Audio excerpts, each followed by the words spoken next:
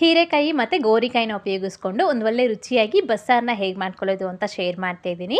So almost ಎಲ್ರಿಗೂ ಗೊತ್ತಿರುತ್ತೆ ಬಸ್ಸಾರು ಮಾಡೋದು. ಸೊ ಫಸ್ಟ್ ಟೈಮ್ ಮಾಡೋರಿಗೆ ಹೆಲ್ಪ್ ಆಗಲಿ ಅನ್ನೋ ಕಾರಣಕ್ಕೆ ಈ ವಿಡಿಯೋನ ನಾನು ಶೇರ್ ಮಾಡ್ತಾ ಇದ್ದೀನಿ. ಸೊ ಮೊದಲನೇದಾಗಿ ಈ ಬಸ್ಸಾರು ಮಾಡ್ಕೊಳ್ಳೋದಕ್ಕೋಸ್ಕರ ನಾನಿಲ್ಲಿ ಒಂದು 3/4 ಕಪ್ನಷ್ಟು ತೊಗರಿ ಬೇಳೆ ತೊಗೊಂಡಿದ್ದೀನಿ. ಸೊ ಈಗ ಈ ಬೇಳೆನ ಒಂದು ಪಾತ್ರೆಗೆ ಹಾಕ್ಕೊಂಡು ಚೆನ್ನಾಗಿ 2 ರಿಂದ 3 ಸತಿ ವಾಶ್ ಮಾಡ್ಕೊಳ್ಳಿ. ನಂತರ ಅದಕ್ಕೆ ನೀರು ಕೂಡ ಹಾಕ್ಕೊಳ್ಳಿ ಬೇಯೋದಕ್ಕೆ. ಹಾಗೆಯೇ ಒಂದು ಅರ್ಧ ಟೀ ಸ್ಪೂನ್ ಆಗುವಷ್ಟು ಎಣ್ಣೆ ಕೂಡ ಹಾಕ್ಕೊಂಡು ಗ್ಯಾಸ್ ಮೇಲೆ ಇಟ್ಕೊಂಡು ಮೀಡಿಯಮ್ ಫ್ಲೇಮ್ನಲ್ಲಿ ಇದನ್ನು ಒಂದು ಅರ್ಧ ಭಾಗದಷ್ಟು ಬೇಳೆ ಬೇಯೋ ತನಕ ನಾವು ಇದನ್ನ ಬೇಯಿಸ್ಕೊಳ್ಬೇಕಾಗತ್ತೆ. ಸೊ ಹೀಗೆ ಇಷ್ಟರಲ್ಲಿ ಇನ್ನೊಂದು ಕಡೆ ನಾನಿಲ್ಲಿ 2 ಹೀರೆಕಾಯಿನ ಈ ರೀತಿ ನಾನು ಕಟ್ ಮಾಡಿ ಇಟ್ಕೊಂಡಿದ್ದೀನಿ. ಸೊ ಸಿಪ್ಪೆ ತೆಗೆದಾಕ್ಬಿಟ್ಟು ಈ ರೀತಿ ಈ ಸೈಜ್ಗೆ ಕಟ್ ಮಾಡಿ ಇಟ್ಕೊಳ್ಳಿ. ಹಾಗೆಯೇ ಒಂದು 1/4 kg ಆಗುವಷ್ಟು ನಾನಿಲ್ಲಿ ಗೋರಿಕಾಯಿನ ತಗೊಂಡು ಈ ರೀತಿ ನೋಡಿ ವಿಡಿಯೋದಲ್ಲಿ ಕಾಣಿಸ್ದಾಗೆ ನಾವು ಗೋರಿಕಾಯಿನ ಬಿಡಿಸಿ ಇಟ್ಕೊಳ್ಬೇಕಾಗತ್ತೆ. ಸೊ ಈ ನಾರು ಅನ್ನೋದು ನಾವು ತೆಗೆದಾಕ್ಬಿಡ್ಬೇಕು, ಆಗಲೇ ನಮಗೆ ಚೆನ್ನಾಗಿರುತ್ತೆ ತಿನ್ನಲಿಕ್ಕೆ ಗೋರಿಕಾಯಿ. ಸೊ ಈ ಥರ ವಿಡಿಯೋದಲ್ಲಿ ಕಾಣಿಸ್ತಿರೋ ಹಾಗೆ ಗೋರಿಕಾಯಿನ ಬಿಡಿಸಿ ಇಟ್ಕೊಳ್ಳಿ. ಹಾಗೆ ನೀವು ಈ ತರಕಾರಿ ಬದಲಾಗಿ ಬೇರೆ ತರಕಾರಿ ಕೂಡ ಹಾಕ್ಕೊಂಡು ಮಾಡ್ಕೊಳ್ಬೋದು. ಚಿಕಡಿಕಾಯಿ ಹಾಗೆಯೇ ಸೊಪ್ಪು ಇಂಥದ್ದೆಲ್ಲನೂ ಹಾಕಿ ಮಾಡ್ಬೋದು. ಸೊ ಈ ರೀತಿ ನಾನು ಗೋರಿಕಾಯಿ ಮತ್ತು ಹೀರೆಕಾಯಿನ ಕಟ್ ಮಾಡಿ ಇಟ್ಕೊಂಡಿದ್ದೀನಿ. ಸೊ ಈಗ ನೆಕ್ಸ್ಟಾಗಿ ನಮಗೆ ನೋಡಿ ಒಂದು 10 ನಿಮಿಷ ಆದಮೇಲೆ ನಮಗೆ ಬೇಳೆ ಅನ್ನೋದು ಈ ರೀತಿ ಬೆಂದಿರತ್ತೆ. ಒಂದು 50% ಬೆಂದರೆ ಸಾಕು, ನಮಗೆ ಜಾಸ್ತಿ ಬೇಯಬಾರ್ದು. ಸೊ ಇದ್ರ ಜೊತೆಗೆ ನಾವು ತರಕಾರಿ ಕೂಡ ಹಾಕ್ಕೊಂಡು ಬೇಯಿಸ್ಕೋಬೇಕಲ್ಲ, ಸೊ ಅದಕ್ಕೋಸ್ಕರ ಸೊ ಇಷ್ಟು ಮಾತ್ರ ಬೇಳೆ ಬೆಂದ ನಂತರ ಇದಕ್ಕೆ ತರಕಾರಿನ ಹಾಕ್ಕೊಳ್ಳಿ. ಆಲ್ರೆಡಿ ನಮ್ಮ ಚಾನಲ್ನಲ್ಲಿ ಸೊಪ್ಪಿನ ಬಸ್ಸಾರು ಹಾಗೆಯೇ ಹುರುಳಿಕಾಳು ಬಸ್ಸಾರು ಈ ಥರದ್ದೆಲ್ಲ ಇದೆ. ಸೊ ನೀವು ಅವೆಲ್ಲನೂ ನಮ್ಮ ಚಾನಲ್ನಲ್ಲಿ ನೋಡ್ಬೋದು. ಸೊ ಈಗ ತರಕಾರಿ ಹಾಕ್ಕೊಂಡಿದ್ದಾದಮೇಲೆ ಅದಕ್ಕೆ ರುಚಿಗೆ ತగ్గಷ್ಟು ಉಪ್ಪು ಕೂಡ ಹಾಕ್ಕೊಳ್ಳಿ. ಸೊ ಉಪ್ಪು ಹಾಕೋ ವಿಡಿಯೋ ಮಿಸ್ ಆಗಿದೆ, ಮರಿದೆ ಉಪ್ಪು ಕೂಡ ಹಾಕ್ಕೊಳ್ಬೇಕಾಗತ್ತೆ. ಈ ರೀತಿ ಒಮ್ಮೆ ನೀಟಾಗಿ ಮಿಕ್ಸ್ ಮಾಡ್ಕೊಂಬಿಟ್ಟು ಲಿಡ್ನ ಕ್ಲೋಸ್ ಮಾಡಿ ಮತ್ತೆ ಇದನ್ನು 10 ರಿಂದ 15 ನಿಮಿಷಗಳ ಕಾಲ ನಾವು ಬೇಯಿಸ್ಕೊಳ್ಬೇಕಾಗತ್ತೆ ಮೀಡಿಯಮ್ ಫ್ಲೇಮ್ನಲ್ಲಿ. ತರಕಾರಿ ಹಾಕುವಾಗ ನೀರೇನಾದರೂ ಕಡಿಮೆ ಆಗುತ್ತೆ ಅನ್ನೋದಾದರೆ ನೀರು ಕೂಡ ಹಾಕ್ಕೊಳ್ಬೋದು.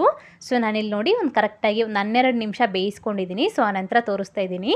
ಸೊ ನೋಡಿ ನಮಗೆ ಈ ರೀತಿ ನಮಗೆ ತರಕಾರಿ ಅನ್ನೋದು ಬೆಂದೋಗಿರಬೇಕು. ಹಾಗೆ ನಮಗೆ ಈ ತರಕಾರಿ ಬೇಯೋಷ್ಟರಲ್ಲಿ ಈ ಬೇಳೆ ಕೂಡ ಕರೆಕ್ಟಾಗಿ ಬೆಂದೋಗಿರುತ್ತೆ.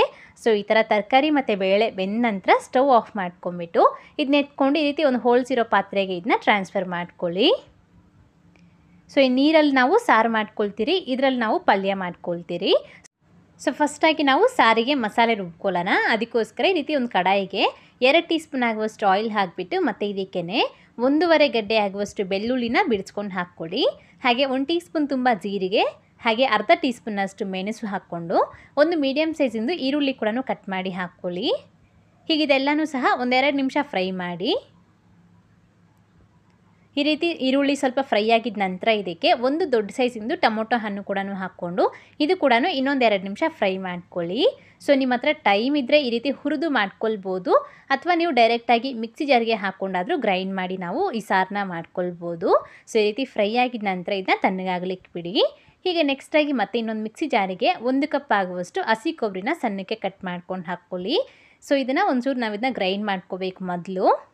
ಈ ರೀತಿ ಒಂದು ಸತಿ ಕೊಬ್ಬರಿನ ರುಬ್ಕೊಂಡಿದ್ದಾದಮೇಲೆ ಇದರಲ್ಲಿ ಒಂದು ಅರ್ಧ ಭಾಗದಷ್ಟು ಕಾಯಿ ತುರಿನ ಒಂದು ಪಕ್ಕಕ್ಕೆ ಇಟ್ಕೊಳ್ಳಿ. ಸೊ ಇದನ್ನು ನಾವು ಪಲ್ಯಕ್ಕೆ ಉಪಯೋಗಿಸ್ಕೊಳ್ತೀರಿ. ಸೊ ಹೀಗೆ ನೆಕ್ಸ್ಟಾಗಿ ಮಿಕ್ಸಿ ಜಾರಿಗೆ ನಾವು ಫಸ್ಟೇ ಹುರ್ಕೊಂಡಿರೋ ಈ ಈರುಳ್ಳಿ ಮತ್ತು ಟೊಮೆಟೊ ಎಲ್ಲ ಇದೆಯಲ್ಲ ಅದೆಲ್ಲನೂ ಹಾಕ್ಕೊಳ್ಳಿ.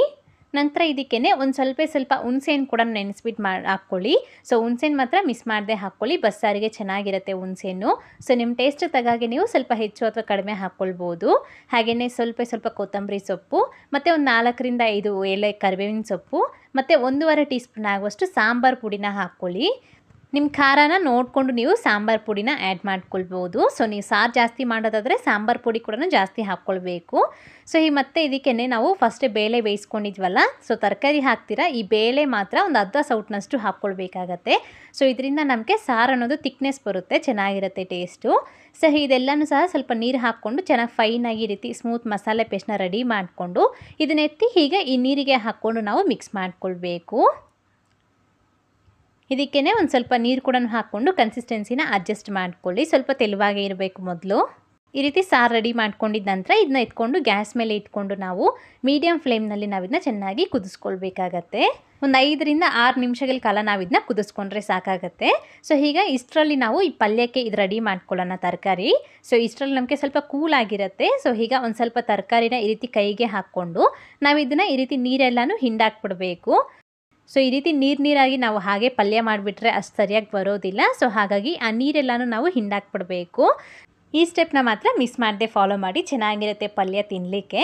ಸೊ ನೀವು ತರಕಾರಿನ ಹಿಂಡಿದಾಗ ನಮಗೆ ನೀರು ಬರುತ್ತಲ್ವ, ಸೊ ಆ ನೀರನ್ನ ಬಿಸಾಕ್ದಲ್ಲೇ ಇದನ್ನು ನಾವು ಸಾರಿಗೆ ಹಾಕ್ಕೊಂಡು ಮಿಕ್ಸ್ ಮಾಡ್ಕೊಳ್ಬೋದು. ಸೊ ನಾನು ಸಾರಿಗೆ ಹಾಕ್ಕೊಂಡಿದ್ದೀನಿ. ಈ ರೀತಿ ಒಂದು ಕುದಿ ಬಂದಾದಮೇಲೆ ಒಂದು ಸತಿ ಟೇಸ್ಟ್ ನೋಡಿಕೊಂಡು ಉಪ್ಪು ಅಥವಾ ಖಾರ ಏನಾದರೂ ಕಡಿಮೆ ಅಂತ ಅನಿಸಿದ್ರೆ ಈ ಸ್ಟೇಜ್ನಲ್ಲಿ ಆ್ಯಡ್ ಮಾಡ್ಕೋಬೋದು. ಸೊ ಕರೆಕ್ಟಾಗಿ ನಾನಿಲ್ಲಿ ಒಂದು 5 ನಿಮಿಷ ಕುದಿಸ್ಕೊಂಡಿದ್ದೀನಿ. ಸೊ ಹೀಗಿದಕ್ಕೆ ನಾವು ಒಗ್ಗರಣೆ ಹಾಕ್ಕೊಳ್ಳೋಣ. ಸೊ ಒಗ್ಗರಣೆಗೋಸ್ಕರ ಈ ರೀತಿ ಒಂದು ಪಾತ್ರೆಗೆ ಒಂದು 3 ಟೀ ಸ್ಪೂನ್ ಆಗುವಷ್ಟು ಆಯಿಲ್ ಹಾಕಿಬಿಟ್ಟು ಬಿಸಿ ಆಗಿದ ನಂತರ 1/4 ಟೀ ಸ್ಪೂನ್ ಆಗುವಷ್ಟು ಸಾಸಿವೆ ಕಾಳು ಹಾಕ್ಕೊಂಡು ಸಿಡಿದಾದಮೇಲೆ ಇದಕ್ಕೆ ಒಂದು ಸ್ವಲ್ಪ ಕರಿಬೇವಿನ ಸೊಪ್ಪು ಕೂಡ ಹಾಕ್ಕೊಂಡಿದ್ದಕ್ಕೆ ಇನ್ನೊಂದು ಕಡೆ ಚೆನ್ನಾಗಿ ಕುದೀತಾ ಇರೋ ಈ ಸಾರನ್ನ ಎತ್ತಿ ಇದಕ್ಕೆ ಹಾಕ್ಕೊಂಡು ಮಿಕ್ಸ್ ಮಾಡಿಕೊಂಡು ಸ್ಟವ್ನ ಆಫ್ ಮಾಡ್ಕೊಂಬಿಡಿ. ಅಷ್ಟೇ ನಮಗೆ ಬಸ್ಸಾರು ರೆಡಿಯಾಗಿದೆ. ಈಗ ನಿಮಗೆ ಸಾರು ಅನ್ನೋದು ಸ್ವಲ್ಪ ತೆಳು ಅನಿಸ್ಬೋದು, ಬಟ್ ಇದು ತಣ್ಣಗಾಗ್ತಾ ಇದ್ದಾಗೆ ನಮಗೆ ಸ್ವಲ್ಪ ಗಟ್ಟಿ ಆಗ್ತಾ ಬರುತ್ತೆ. ಸೊ ಈ ಹದ ಅನ್ನೋದು ಪರ್ಫೆಕ್ಟಾಗಿರುತ್ತೆ. ಸೊ ಈ ರೀತಿ ಮಾಡ್ಕೊಳ್ಳಿ, ನೀವು ತಿನ್ನೋ ಟೈಮ್ಗೆ ಕರೆಕ್ಟಾಗಿ ಆಗುತ್ತೆ. ಸೊ ಈಗ ಪಲ್ಯ ಮಾಡ್ಕೊಳ್ಳೋದಕ್ಕೋಸ್ಕರ ಈ ರೀತಿ ಒಂದು ಕಡಾಯಿಗೆ 3 ಟೀ ಸ್ಪೂನ್ ಆಗುವಷ್ಟು ಆಯಿಲ್ ಹಾಕಿ ಎಣ್ಣೆ ಬಿಸಿಯಾಗಿದ್ದ ನಂತರ ಇದಕ್ಕೆ 1/4 ಟೀ ಸ್ಪೂನ್ ಅಷ್ಟು ಸಾಸಿವೆ ಹಾಕ್ಕೊಂಡು ಸಿಡಿದಾದಮೇಲೆ ಇದಕ್ಕೆ ಒಂದು ಅರ್ಧ ಟೀ ಸ್ಪೂನ್ ಆಗುವಷ್ಟು ಜೀರಿಗೆ, ಹಾಗೆಯೇ ಒಂದು 5 ರಿಂದ 6 ಒಣಗಿದ ಮೆಣಸಿನಕಾಯಿ ಮತ್ತು ಒಂದು 5 ರಿಂದ 6 ಪೀಸ್ ಆಗುವಷ್ಟು ಬೆಳ್ಳುಳ್ಳಿ ಕೂಡ ಜಜ್ಜಿಬಿಟ್ಟು ಹಾಕ್ಕೊಳ್ಳಿ. ಹಾಗೆಯೇ ಸ್ವಲ್ಪ ಕರಿಬೇವಿನ ಸೊಪ್ಪು ಮತ್ತು ಒಂದು ದೊಡ್ಡ ಸೈಜಿಂದು ಈರುಳ್ಳಿನ ಸಣ್ಣಕ್ಕೆ ಕಟ್ ಮಾಡ್ಕೊಂಡು ಹಾಕ್ಕೊಳ್ಬೇಕಾಗತ್ತೆ. ಪಲ್ಯಕ್ಕೆ ಈರುಳ್ಳಿ ಜಾಸ್ತಿ ಇದ್ದರೆ ಚೆನ್ನಾಗಿರುತ್ತೆ ಈ ಬಸ್ಸಾರು ಪಲ್ಯಕ್ಕೆ. ಸೊ ಈ ರೀತಿ ಈರುಳ್ಳಿ ಫ್ರೈ ಮಾಡುವಾಗೇ ಇದಕ್ಕೆ ಒಂದು ಸ್ವಲ್ಪ ಉಪ್ಪು, ಹಾಗೆಯೇ ಒಂದು ಸ್ವಲ್ಪ ಅರಿಶಿನದ ಪುಡಿ ಮತ್ತು ನಾನಿಲ್ಲಿ ಕಲ್ಲರ್ಗೋಸ್ಕರ ಅರಿಶಿನದ ಪುಡಿ ಮತ್ತು ಈ ಚಿಲ್ಲಿ ಪೌಡರ್ನ ಒಂಚೂರು ಹಾಕ್ಕೊಳ್ತಾ ಇದ್ದೀನಿ. ಸೊ ಇದು ಹಾಕೋದ್ರಿಂದ ನಮಗೆ ಪಲ್ಯ ಅನ್ನೋದು ಕಲರ್ಫುಲ್ ಆಗಿರುತ್ತೆ. ಸೊ ನಿಮಗೆ ಬೇಡ ಅಂದರೆ ನೀವು ಸ್ಕಿಪ್ ಮಾಡ್ಕೊಳ್ಬೋದು. ಸೊ ಈ ರೀತಿ ಈರುಳ್ಳಿ ಸ್ವಲ್ಪ ಫ್ರೈ ಆಗಿದ್ದರೆ ಸಾಕು ನಮಗೆ. ಹೀಗಿದಕ್ಕೇ ಈ ಪಲ್ಯ ಎಲ್ಲನೂ ಹಾಕ್ಕೊಂಬಿಡಿ. ಜೊತೆಗೇ ನಾವು ಫಸ್ಟೇ ಕಾಯಿ ತುರಿನ ಪಕ್ಕಕ್ಕೆ ಇಟ್ಕೊಂಡಿದ್ವಲ್ಲ ಅದು ಕೂಡ ಹಾಕ್ಕೊಳ್ಳಿ. ಹಾಗೆ ಸ್ವಲ್ಪ ಸಣ್ಣಕ್ಕೆ ಕಟ್ ಮಾಡ್ಕೊಂಡಿರೋ ಕೊತ್ತಂಬರಿ ಸೊಪ್ಪು ಕೂಡ ಹಾಕ್ಕೊಂಡು ನೀಟಾಗಿ ಮಿಕ್ಸ್ ಮಾಡ್ಕೊಂಬಿಟ್ಟು ಸ್ಟವ್ನ ಆಫ್ ಮಾಡ್ಕೊಂಬಿಡಿ. ಸೊ ನೋಡಿದಲ್ವಾ ಎಷ್ಟು ಸುಲಭವಾಗಿ ನಮಗೆ ಪಲ್ಯ ಕೂಡ ರೆಡಿಯಾಗಿದೆ. ತುಂಬಾ ಚೆನ್ನಾಗಿರುತ್ತೆ ಈ ರೀತಿ ಪಲ್ಯ ಮತ್ತು ಬಸ್ಸಾರು ಬಿಸಿ ಮುದ್ದೆ ಅನ್ನೋ ಜೊತೆ ಸೂಪರ್ ಆಗಿರುತ್ತೆ ಕಾಂಬಿನೇಷನು. ಹಾಗೆ ನೀವು ಇದೇ ವಿಧಾನನ ಫಾಲೋ ಮಾಡಿಬಿಟ್ಟು ಬೇರೆ ತರಕಾರಿ ಆಗಲಿ ಸೊಪ್ಪಲ್ಲಾಗಲಿ ಈ ಥರ ಡಿಫ್ರೆಂಟಾಗಿ ನೀವು ಮಾಡ್ಕೊಳ್ಬೋದು. ಸೊ ಮತ್ತು ಇವತ್ತಿನ ಈ ಬಸ್ಸಾರು ರೆಸಿಪಿ ನಿಮ್ಗೆ ಇಷ್ಟ ಆಗಿದೆ ಅಂತ ಅಂದ್ಕೊಂಡಿದ್ದೀನಿ. ಇಷ್ಟ ಆದರೆ ತಪ್ಪದೆ ಒಂದು ಲೈಕ್ ಮಾಡಿ, ನಿಮ್ಮ ಫ್ರೆಂಡ್ಸ್ಗೂ ಶೇರ್ ಮಾಡಿ. Thank you.